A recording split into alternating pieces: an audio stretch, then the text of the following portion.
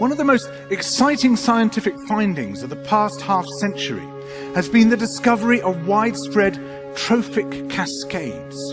A trophic cascade is an ecological process which starts at the top of the food chain and tumbles all the way down to the bottom.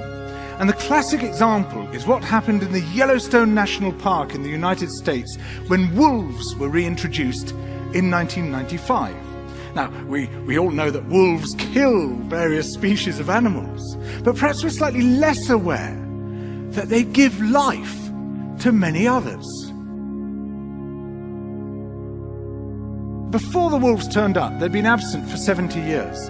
That the numbers of deer, because there was nothing to hunt them, had built up and built up in the Yellowstone Park, and despite efforts by humans to control them, they'd managed to reduce much of the vegetation there to almost nothing. They'd just grazed it away.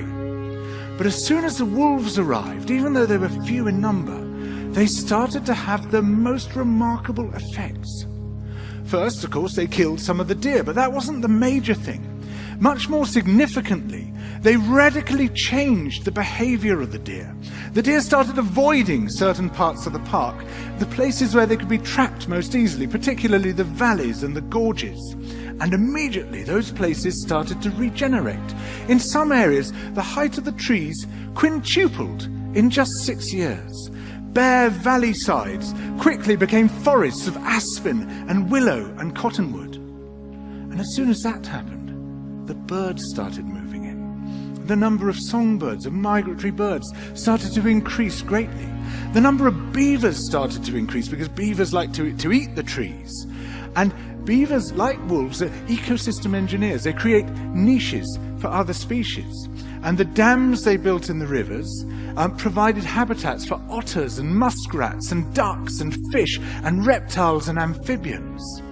The wolves killed coyotes, and as a result of that, the number of rabbits and mice began to rise, which meant more hawks, more weasels, more foxes, more badgers. Ravens and bald eagles came down to feed on the carrion that the wolves had left. Bears fed on it too, and their population began to rise as well, partly also because there were more berries growing on the regenerating shrubs. And the bears reinforced the impact of the wolves by killing some of the calves of the deer. But here's where it gets really interesting. The wolves changed the behavior of the rivers. They began to meander less. There was less erosion, the channels narrowed, more pools formed, more riffle sections, all of which were great for wildlife habitats. The rivers changed in response to the wolves. And the reason was that the regenerating forests stabilized the banks so that they collapsed less often, so that the rivers became more fixed in their course.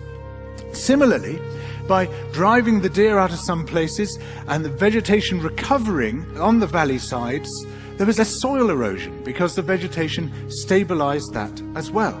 So the wolves, small in number, transformed not just the ecosystem of the Yellowstone National Park, this huge area of land, but also physical geography.